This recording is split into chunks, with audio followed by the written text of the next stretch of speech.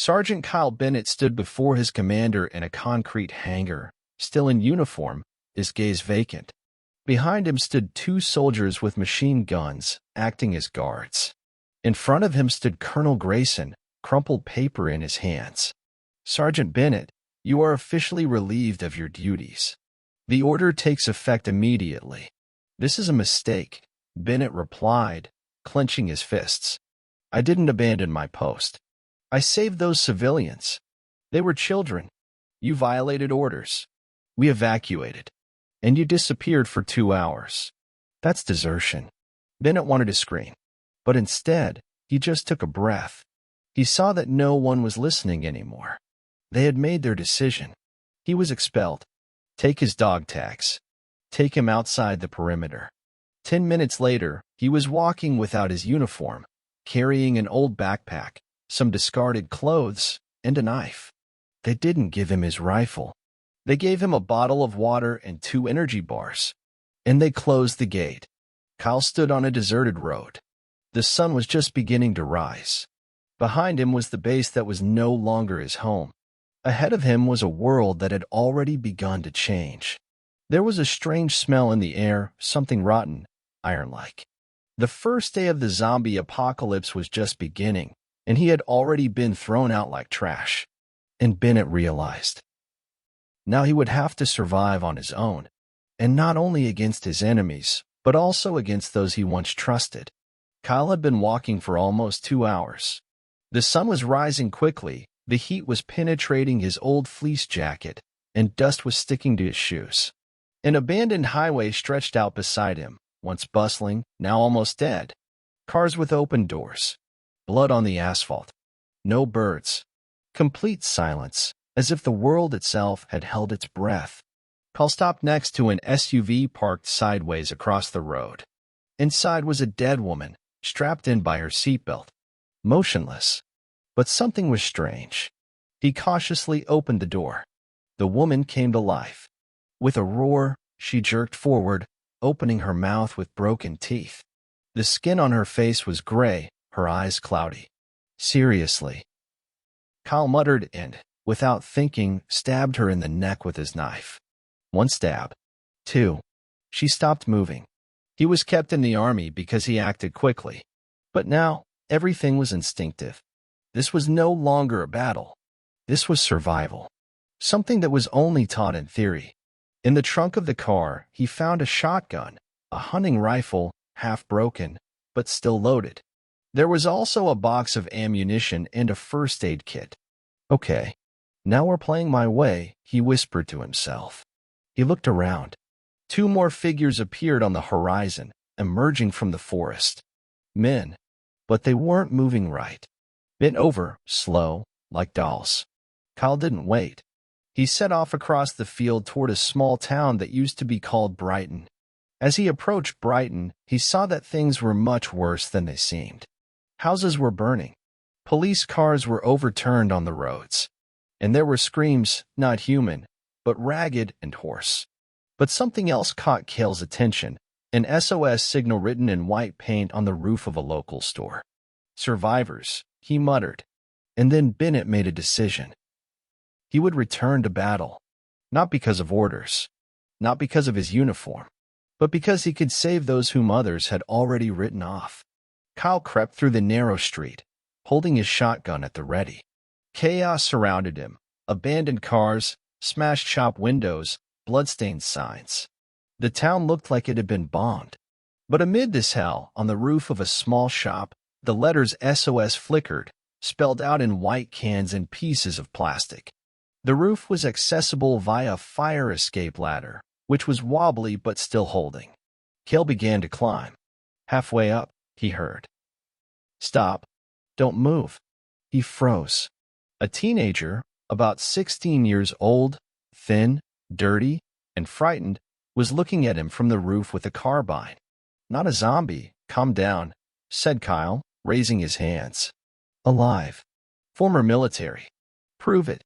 The voice trembled, but the finger remained on the trigger. "I know there are 5 rounds in the shotgun, but it recoils as if there were 3.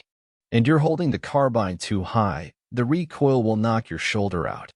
If you want to shoot, shoot, but you'd better help me up. Pause. Then the rustle of weapons. The carbine was lowered. There were 3 people on the roof. A boy named Liam, his younger sister Bella, 7 years old, and an old teacher, Mrs. Harris, confined to a chair with her leg bandaged. "Are you in the army?" Liam asked. "I was. They kicked me out. But I haven't forgotten how to shoot. You're the first one to come. We thought everyone was gone." "No, there are still survivors. And we'll get out of here. But we have to be quiet." Kale approached the edge of the roof. Zombies were appearing below again. Slowly, reluctantly, but they were coming. They could already smell the living. "We won't last here until evening," Liam whispered.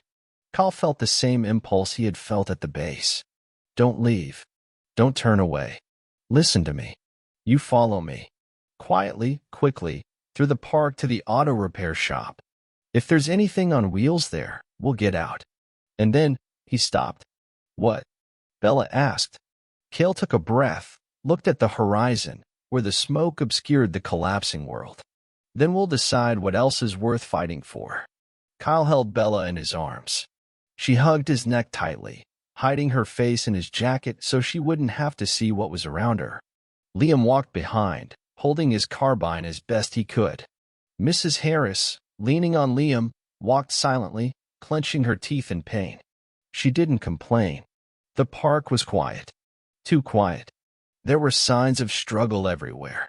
Scattered bags, torn benches, dried bloodstains.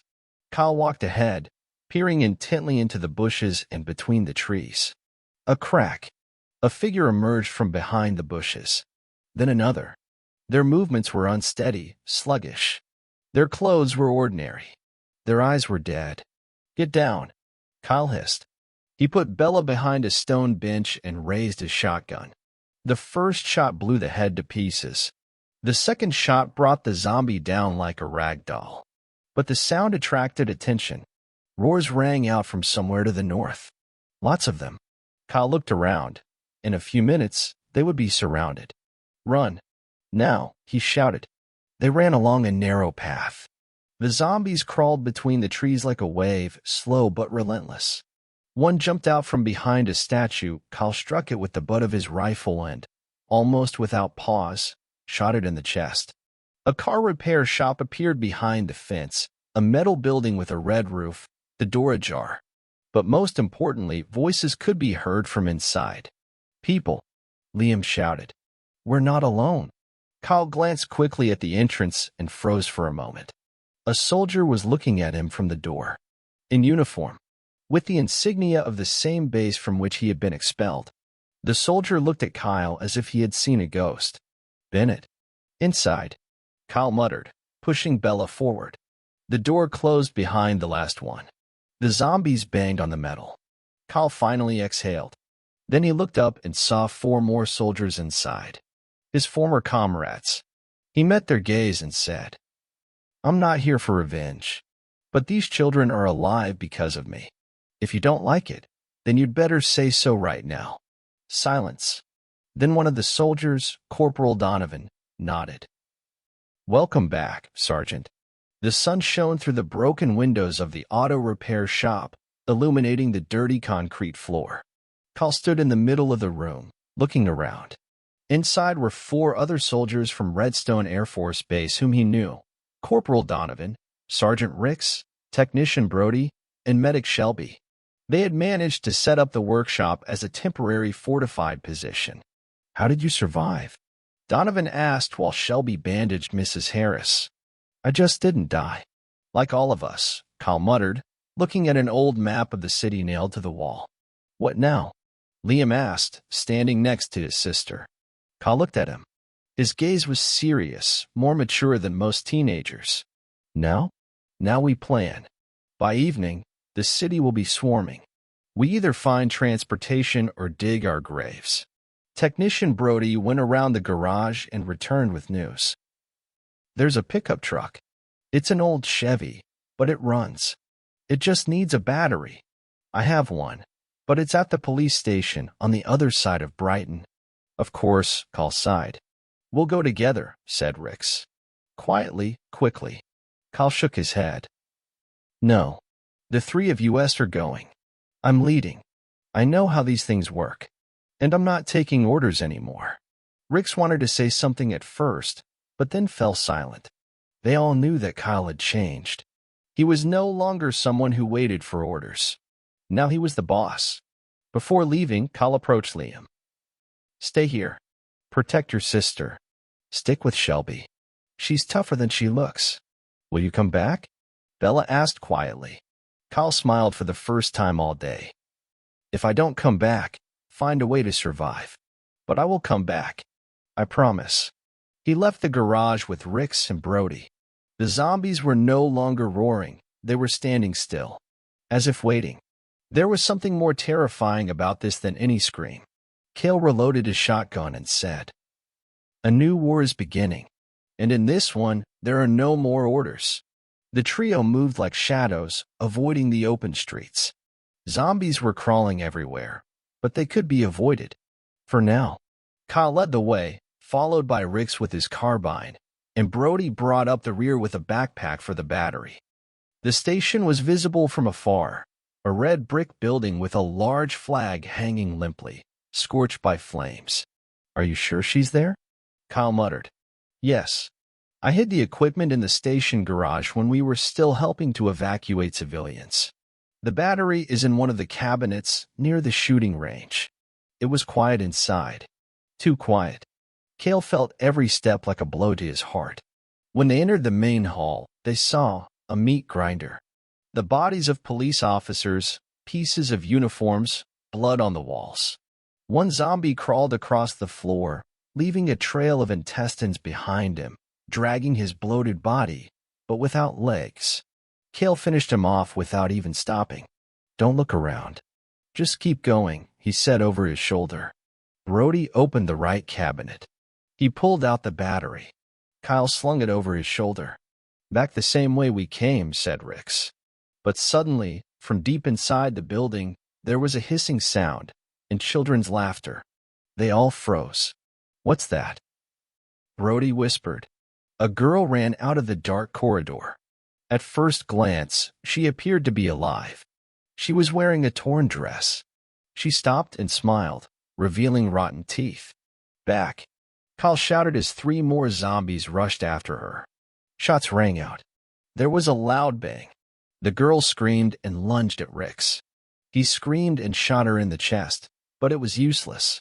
Kale stopped her with a precise shot to the forehead. They're not children. None of them are human anymore.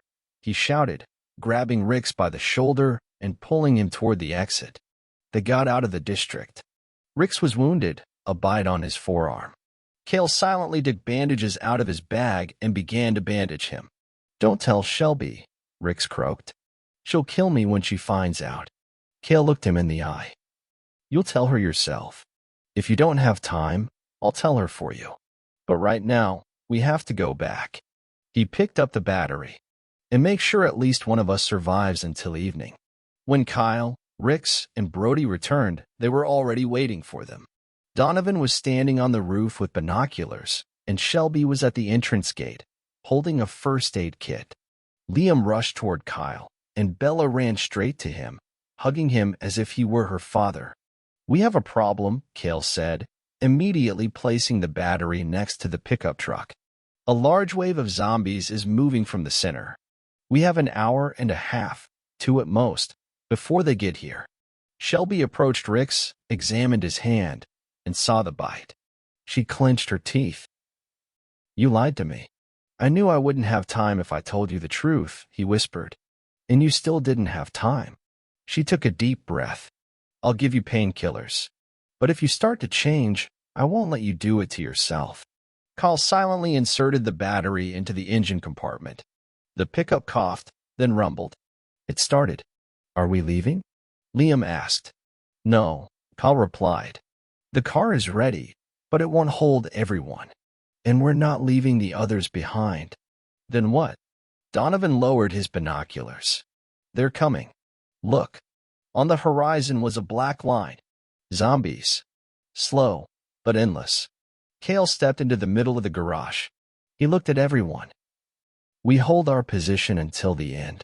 Then the pickup truck leaves with the children and those who are still alive. Some of us will stay and hold them back. There is no heroism. There is a chance to give someone a chance to survive. Silence. Then Donovan raised his hand. I'll stay. Me too, said Brody. Shelby approached Kyle and whispered, You have to be with the children. They listen to you. You are their support. Kyle pressed his lips together and looked back at Bella. I'm with them. But if even one of them doesn't survive because of me, I won't forgive myself. The defense began. They barricaded the entrance, set traps, and loaded everything they could. Rick sat by the door with his weapon on his lap. He didn't speak anymore. He just stared ahead. What happens if they break through? Liam asked. Kyle replied simply, We'll do what we can, and then it's up to God and the shotguns. The first zombies crashed into the barricades like waves against rocks. They didn't scream, they just pushed, fell, got up, and kept coming. An endless mass of flesh that knew no fear or pain. Kyle stood on the roof of the pickup truck, firing at the crowd through the narrow embrasure they had left in the door. Donovan worked on the other side, and Brody from the windows on the second floor. Shelby was inside, holding Bella and Liam close to her. She had only one task, to keep the children alive. And she took it as a vow. Rix was no longer shooting. He sat leaning against the wall, sweat dripping from his forehead. His gaze was empty. Kyle approached him with a rifle. Is it time, buddy? Rix nodded. His hand trembled as he pulled out his gun. Give me one. Last bit of dignity. Kyle squeezed his shoulder. You held on. You're a soldier. To the end. The door barely muffled the sound of the shot. They didn't have time to reload. The barricades were cracking. One zombie made its way through the broken ventilation system and climbed out from under the ceiling. Donovan shouted. Inside. On the left. Kyle threw his knife, hitting it right in the head. After that, two more. They were coming from everywhere. Shelby shouted from below. We can't hold out. The barricade collapsed. A stream of dead rushed inside. Plan X. Let's go. Kyle shouted. He grabbed Liam on his shoulders. Bella squeezed Shelby's hand. Everyone rushed to the pickup truck. Donovan covered them, kneeling and shooting at the crowd. Go, he shouted. I've got them covered. The pickup truck roared, broke through the gate, and flew out onto the road. Behind them was hell, fire, zombies, and Donovan, who stood his ground until his last bullet. Kyle drove the car, gripping the steering wheel so tightly that his knuckles turned white. Behind him were Shelby and the children. Everyone was silent. Brighton was left behind, dead, bloody, betrayed. But ahead was a chance, an opportunity. The sky stretched over the forest, blue, clear, like a new beginning. The pickup truck flew down the almost deserted highway, leaving black smoke behind it from under the hood. The battery was working, but the voltage was dropping. Kyle saw it and said nothing. How much do we have? Shelby asked, holding Bella in her arms. 40 minutes, an hour at most. If nothing burns out. And then, Liam sat in the back seat, squeezing the magazine like a toy. Kyle didn't answer. He looked ahead, at the road leading through the forest, northward, to the old bunker where, according to rumors, there were still soldiers alive. An old Cold War shelter, shared only by their own. The car stopped in the forest. Slowly, like a tired beast. Then silence. Only the chirping of crickets and the creaking of metal. We're going on foot, said Kyle. 1.5 miles, if we don't get lost. They gathered everything they could carry. Weapons, a backpack with provisions, children. I can't take another trip, Shelby whispered. Her voice trembled. She had held on all day, but now she was starting to break down. Kyle stopped and turned to her. Look at Bella. She won't break as long as you stand. Don't betray her strength. Shelby clenched her teeth, and her expression changed. She nodded. They continued on. It was getting dark. The forest around them seemed to come alive. Something rustled in the bushes, and there were occasional sounds, animals, or something else. Kyle raised his hand. Stop. He heard breathing. Slow. Uneven. From above. There's someone there, Liam whispered. Something was sitting in the branches. It looked human, but with torn clothes, glowing eyes, and a crooked spine. It was watching. It didn't attack. It just waited. It's not a zombie, Shelby muttered. What is it? Kyle raised his rifle, but the creature simply disappeared between the branches like a shadow. Let's go. Quickly. On the hill, among the trees, they finally saw a door built into a concrete wall below the hill. Above it was an old, faded sign, Storage 17. Kyle tapped the code on the metal, 5 short, 3 long, 1 long. That's how they taught it in the army. A moment of silence. Then the heavy creak of bolts. The door slowly opened. Friends, asked a voice from the darkness. Kyle stepped forward. Those who were still holding on. They went inside. The door closed behind them. The metal door closed behind them with a dull, hollow sound. The air smelled of machine oil, dampness, and filters that hadn't been cleaned in a long time. But the main thing here was silence. And life. Kyle glanced around the room.